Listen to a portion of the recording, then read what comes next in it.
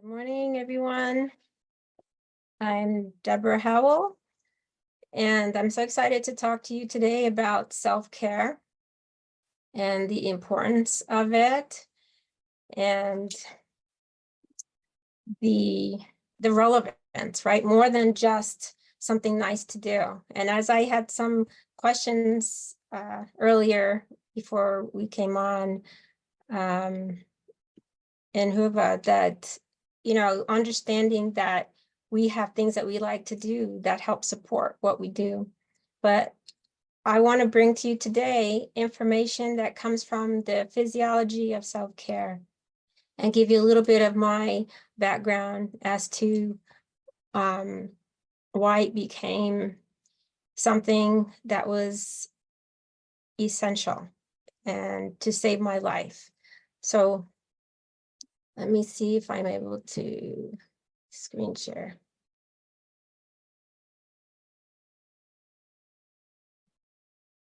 Okay.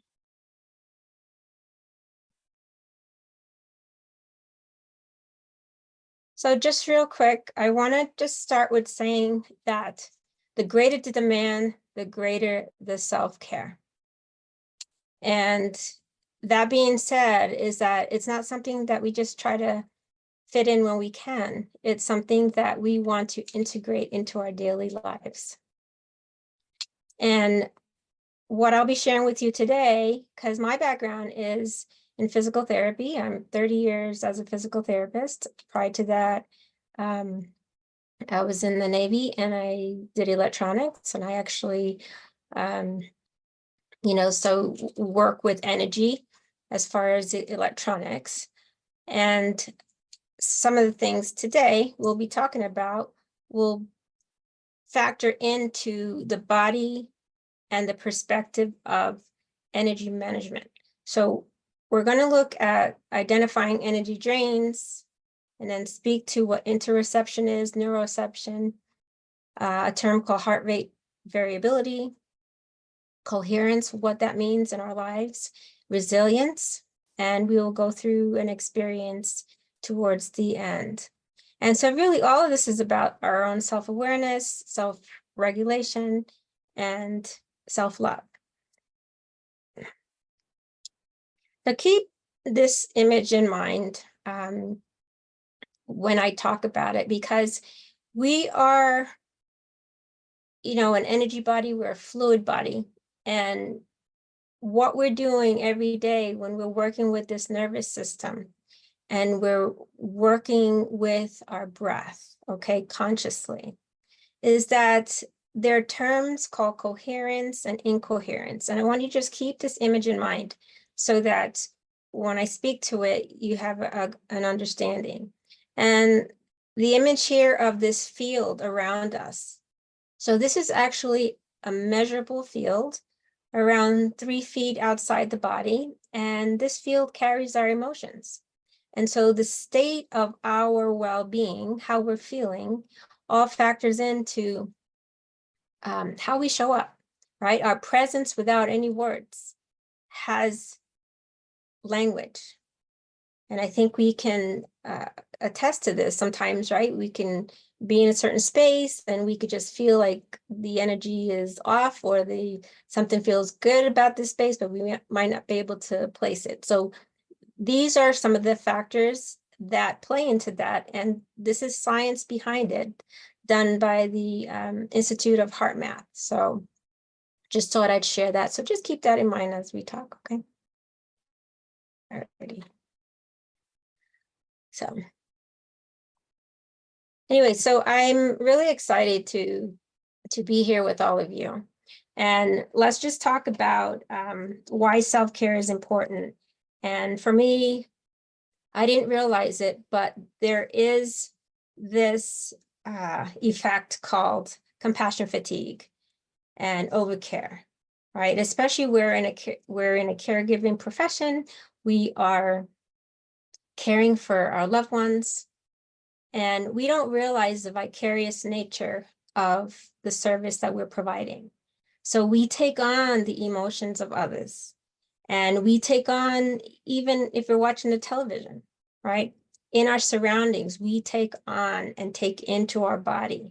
And this body of ours, I like to call it a body of knowledge. It's a very wise body, right? We have emotions that get trapped in the system, right? In the tissue.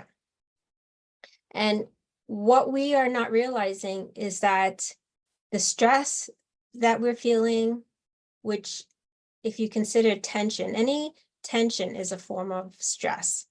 And we carry a certain amount of tension in from the face and the jaw, the neck, the shoulders, the upper torso, right? And even in our hips and our legs. So we carry tension in the body. And what we want to learn is, how do we move this? How do we release? How do we find ways to help the body help itself, right? So the whole thing about this is carrying, right? Carrying any burdens. And self-care is about learning to be aware and release.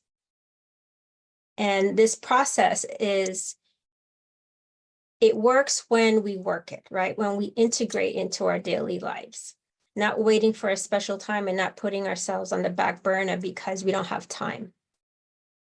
And so as I was talking about those terms, right? The interoception is our body's ability to sense, right? All our feelings. We can tune into what we're feeling. When we're hungry, we feel a sense. When we're sad, the emotions. Interoception is just tracking what's going on in the body as it's happening. Neuroception is about our safety. Does the body feel safe? We don't consciously control that sense. The body is intuitive enough to feel this sense of threat or no threat. So neuroception is what that term refers to. And so I want to first start with talking to you guys about identifying like your energy drains, right? So if you think about it, and I want you to consider right now, what are your dominant emotions during the day, right? During a given day. Like, you can just start with today. Because the little bits of pieces that lend to draining us. So I don't know if any of you out there ever feel tired, right? Anybody feel tired sometimes? And so we have that spectrum of tired into chronic fatigue, and then there's burnout. Well, energy drains means that the subtleties of what we feel carry with it an energetic uplift, replenish, or depletion, right? So we can renew or we can deplete. So I want you to just think about, let's say if you're running late, right? Or you're upset. That emotion has an energetic component and it depletes. So I want you to consider, when you wake up in the morning, how you're feeling, how you're starting the day. And maybe pick another point in time during the day. And if you're feeling overwhelmed by the day, and then by the end of the day, right, what's happened? Are you recharged? Are you feeling fulfilled? And so it's important to keep track of this energy drain. And I'd like you to, although I can't hear you all, let's start with a few words, because everything that we do in life is relational, right? It's about communication, it's about connection. And that's on the outward sense, but also internally, everything is about communication from a cell to cell, right? Cells talk to each other, and our body operates as this dynamic system, although our healthcare system does not. Our healthcare system functions in sections, right? In specialties, in looking at different organ systems. But as you walk around in the world, your body walks around dynamically, okay? In this interplay. So in this way of communication, we're communicating and receiving and transmitting, right? Through our senses, what we see, what we hear, right? The words that we're using, the sounds we're listening to, the foods that we're eating, you know, the environment that we're surrounding ourselves in, touch. So, but let's come back to words. So I want you to, there's 3 words I'm going to ask you all to say, all right? And I'll start with the first one. And I want you to tell me, or consider, right, what you're feeling, because I can't hear you, is how it feels. So say the word hard, like it's hard, right? And then say the word challenging. Can you feel a difference in the energy? Where hard sort of drops and challenging is on the upward. Okay, so here's another. I have to. I want to. I get to. Let's go back to the first one. I have to. Can you feel the drop? I want to. It starts to lift a little bit. I get to, right? That is in service. And that has the benefit of replenishing. I have to, if we go around day to day, I have to do this, I have to do that, I have to do that. That is an energy drain. Even just me saying this right now, I can I can feel the downward, right? So it's sucking our energy out. It's like a sieve. All that energy is just draining out. And we wonder at the end of the day, why are we so tired? So consider your words. Your words matter. And just start with remembering that, right? I have to, I want to, I get to. I get to. I get to bring joy. I get to bring, right, goodness into the world, kindness into the world. I get to. So I hope you could all have felt that, right? So when we talk about how do we replenish, right? And this thing called heart rate variability. Heart rate variability is this measurement of our peak to peak, not peak to peak, sorry, the beat to beat, right? Our heartbeat. But it allows us to measure how we are working with our nervous system. And through our breathing, right, we are able to regulate, it's called vagal toning or self-regulation, emotional regulation. And so through our breathing, conscious mindful breathing, to be very intentional, is to help ourselves come into this place of balance with our nervous system. So let's talk about the autonomic nervous system. At this point in my practice, I look at everyone as a nervous system and what's the state of the nervous system. And there are 2 components to this autonomic system, the sympathetic system and the parasympathetic. The sympathetic is not a sympathetic system. It's your alert system. It's your fight, flight, freeze system. It's you get out of here. It's there's danger, alert, get your hand off the burner, right? It's that system that alerts us to danger. We have the parasympathetic, which is the rest, the digest, the dream, right? Calm, all is well. So most of the time, right, we are in this fight, flight, freeze mode in some variation. And depending on our own predisposition in our nervous system, and I bring this to the forefront because since COVID, I can tell you that I'm seeing more anxiety, more depression, right, than ever. And so stress, we can just look around us and we can see that stress is up in the world. But what is stress in this world, in your body's world? How are you able to replenish, allow yourself to restore. You know, I was looking at the sleep poll, right?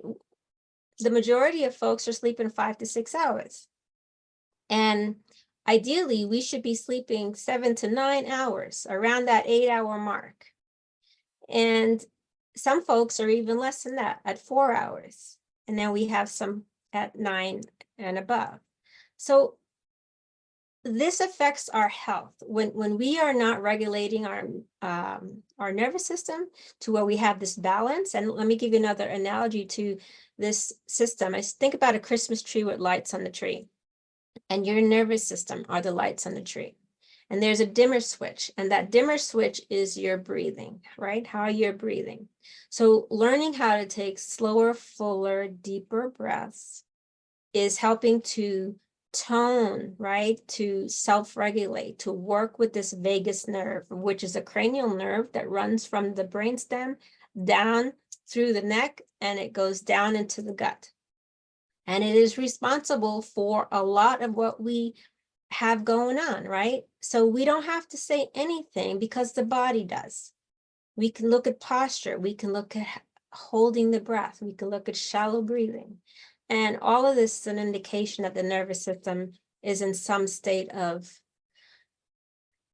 heightened, right? Being heightened, where, let's look at the seesaw, right? Where someone is up at the top, like the sympathetic system is up at the top, hey, let me down. And here we want to level out, right? We want to level it out so that we have this ebb and flow. We have this, we want both systems on, right? But we want to be able to quiet down, quiet our mind, allow the body to have a state of ease and peace, to actually feel it, to feel the space within.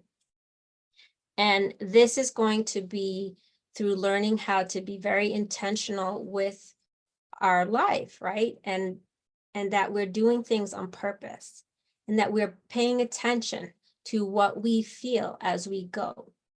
And so those terms that I presented to you, the interoception, is about being really mindful of that and catching ourselves in the moment, to pause, to change from living reactively to living proactively, which is in the response. And so a response requires that we pause.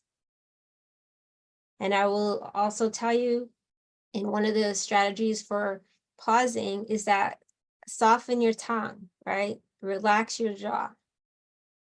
And the moment you relax your jaw and your tongue, a breath will follow. And one nice thing to do when we pause, and we can we pause for 30 seconds in a day, 30 seconds. And when you pause and take that, relax the tongue and jaw, feel where you're standing, take that breath, right? Initially, and then follow it with 3 more breaths, full deep breaths, right? And taking twice as long on the exhale. Just take a moment. And that little bit will help you throughout your day. You can set a timer on your watch to do that. But incorporate these things into your day. Maybe when you're washing your hands, right? Find a time when you can do this, that it's not something else to do. When you're taking a shower, right? Because everything is a time element, right? We don't have time. Well, yeah, we have time to take 30 seconds. I think we do, because at the end of the day, this cumulative effect of stress and distress in the system leads to illness. So what I would ask of you is, what are we waiting for, right? What is the indicator that tells us that things are off, right? What tells you that your body needs attention? And because we carry our emotions out in the field, like I showed you that image before, we carry our emotions in our field. We don't have to say a word. We absolutely don't have to say a word. It's in the field. But what you want to be able to do is to be mindful and unattached, aware, right? But unattached. So we're noticing, we're witnessing our own experience as we're moving in the world. So, what I would like to offer you here is an experience. But before I say that, I want to read a poem by Rumi, right? It's called The Guest House. And maybe you're all familiar with that, or some of you.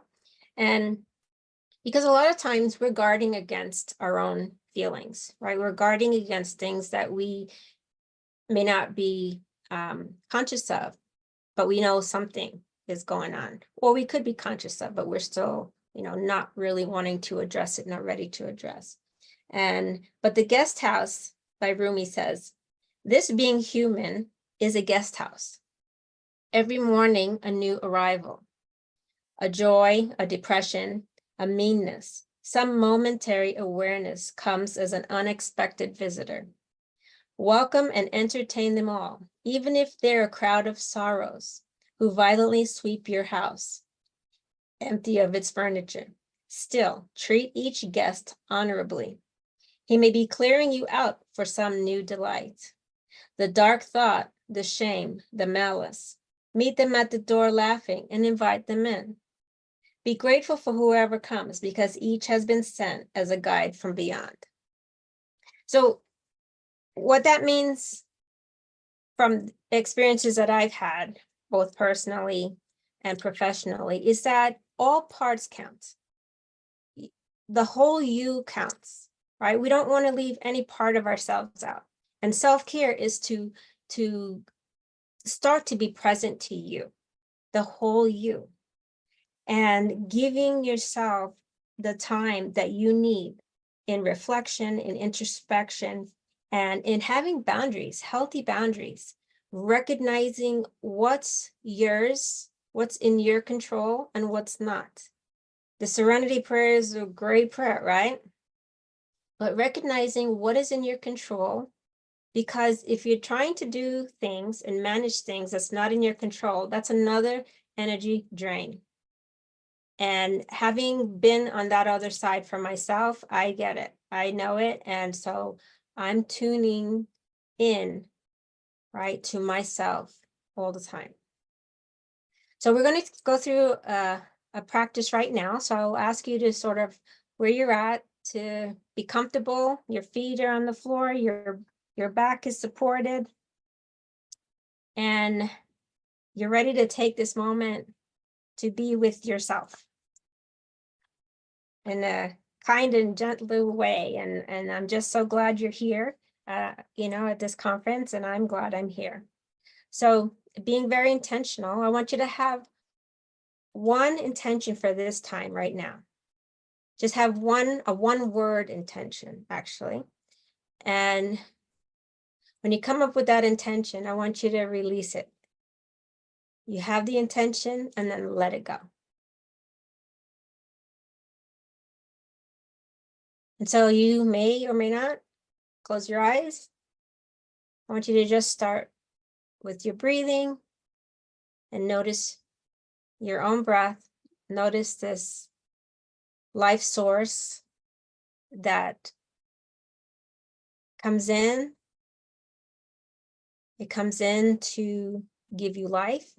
It comes in to inspire you, as to breathe in is to inspire. This breath comes in unconditionally. And so as we focus the attention in the area of the chest, this chest space, just notice the spaciousness of the breath. Notice the ease in which it can come through. Let's bring our attention to the feet and feel your feet. And begin to breathe as if you're breathing up through your feet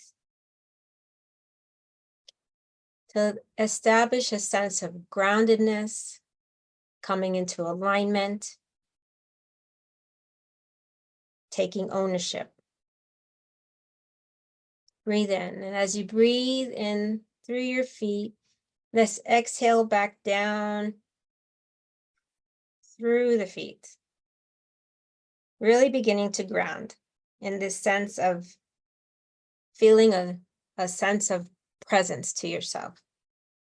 And as we're going to bring this breath in again, coming up, We breathe in to your abdomen. And in this space, as you're breathing, just want you to feel this center. This center is where your power is. This center is where you are reclaiming. This center is where your core connection is. Right? Just breathe in. Breathe in. And just be there. Just simply acknowledge this presence of being there with you, with your breath of life. And as you continue to breathe, just allow yourself to come into the chest space in a sense of appreciation and gratitude. Gratitude for where you are now in this life and all that life has taught you. And the service that you've given to your country and the service that you're giving right now to yourself for your own care. As you continue to breathe, breathe into the space of your throat, honoring your voice, honoring who you are, your ability to express yourself with love and care. The truth that matters, what's most meaningful to you. And as we breathe in, we're going to breathe in all the way up through the head and just have the mind as quiet.